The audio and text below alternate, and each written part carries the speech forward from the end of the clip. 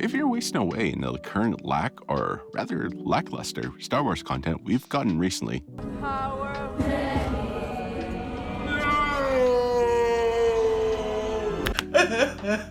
never fear. There are so many pieces of Star Wars content that are worth visiting or revisiting during the next year. And before you click away when we mention books, yes, we're recommending a Legend series. And yes, it's much better than the sequels. Listen to me. Legacy of the Force, written by Aaron Allston, Karen Traviss, and Troy Denning, details the fall of Han and Leia's son, Jacen, to the dark side, his rise as Darth Caedus, the effect of his betrayal, and the Second Galactic Civil War. Let's see if you'll be rushing to grab a copy of Book 1 by the end of this video. While the Disney films tried to show us what the future of Star Wars was going to be like, with middling success at best, The Legacy of the Force is a worthy successor to the original trilogy. The previous series, New Jedi Order, which you should also read, took place 21 years after the Battle of Endor and showed the entire galaxy fighting the invading forces of the Yuuzhan Vong in an epic war. The Legacy of the Force jumps us forward to 35 years after the invasion and shows how it affected the characters we love. It feels like Star Wars because it takes many of the same themes as the original movies and expands on them. The reason that Anakin Skywalker's fall to the dark side is so compelling is because he wants to save the women he loves, but he ends up embracing evil to do it. Jacen Solo's turn to Darth Caedus happens in much the same way, as he wants to prevent a terrible vision of the galaxy in flames from happening. This, combined with the manipulation of the Sith Lords, Lumia and Vergir, manages to turn him to the dark side. And much like Luke's journey in Return of the Jedi, the novel's heroes are trying to reach the Jacen they once knew and loved. At the same time, a Second Galactic Civil War is going on between the Galactic Alliance and the Corellian Confederation. Many planets, including Corellia, were chafing under the taxes and limitations that were put in place as the galaxy rebuilt from the Yuuzhan Vong invasion.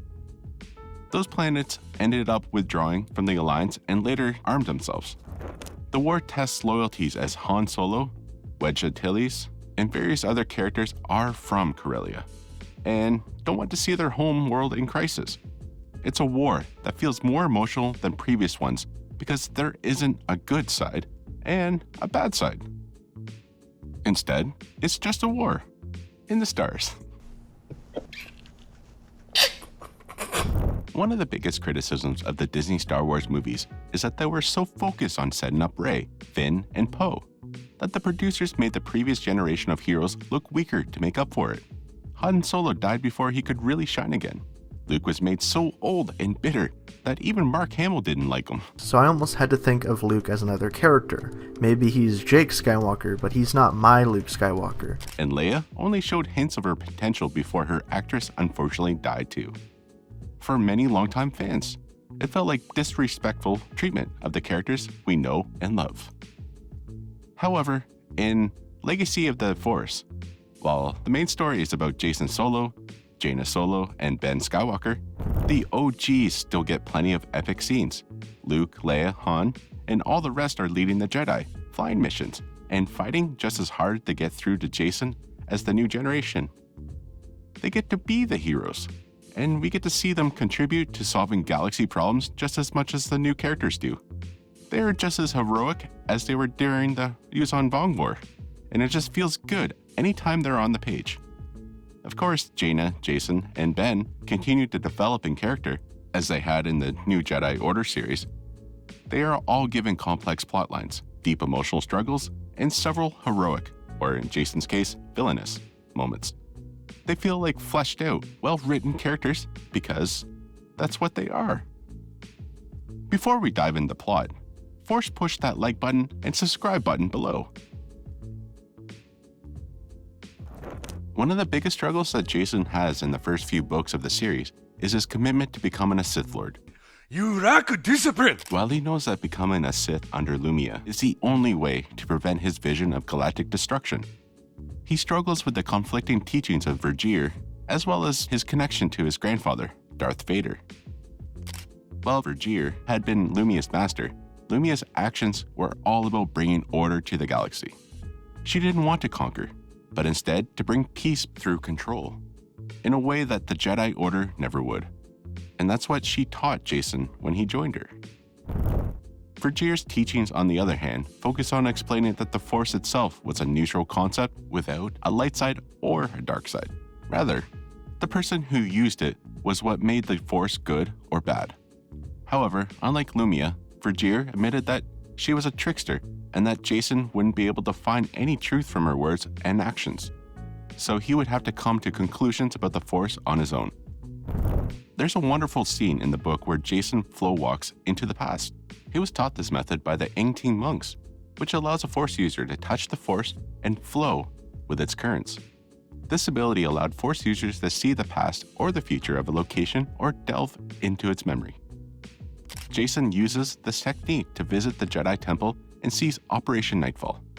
Upon realizing that his grandfather's fall to the dark side was driven by the fear of loss and his obsessive love for Padme, he felt better about his own motivations. Jacen wasn't driven by emotion. He was becoming a Sith to make the galaxy a better place. He could resist corruption, right? It's a very interesting view of the Force, being able to use the powers of the dark side without falling into it.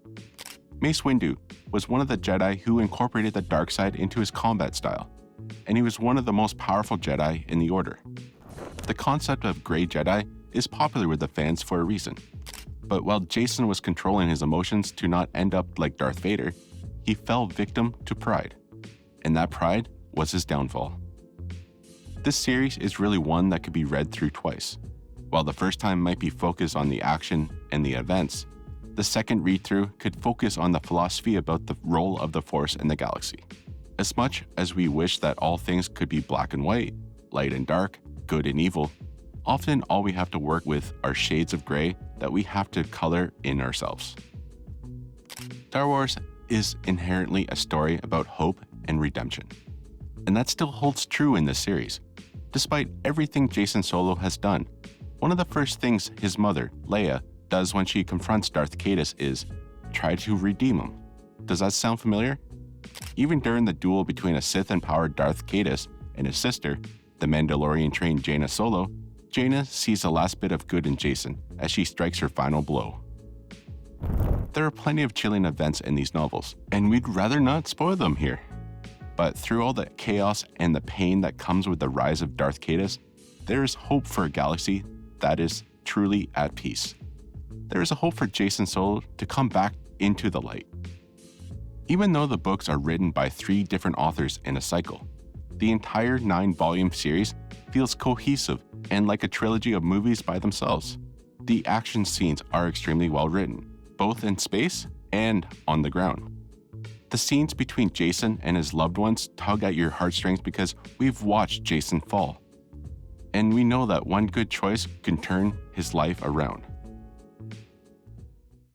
The entire series almost feels like what the sequel trilogy could have been, with that perfect mix of humor, action, fan service, and great character development that Star Wars fans have been aching for. The books aren't afraid to push new boundaries and explore new topics, but they never lose sight of what makes Star Wars, Star Wars. Not too bad for something written in 2006. Honestly, it'll likely remain in your mind long after you put the last book down, and make you wonder why Disney didn't just adapt this series as canon. In fact, you could check out what changes need to happen at Lucasfilm next.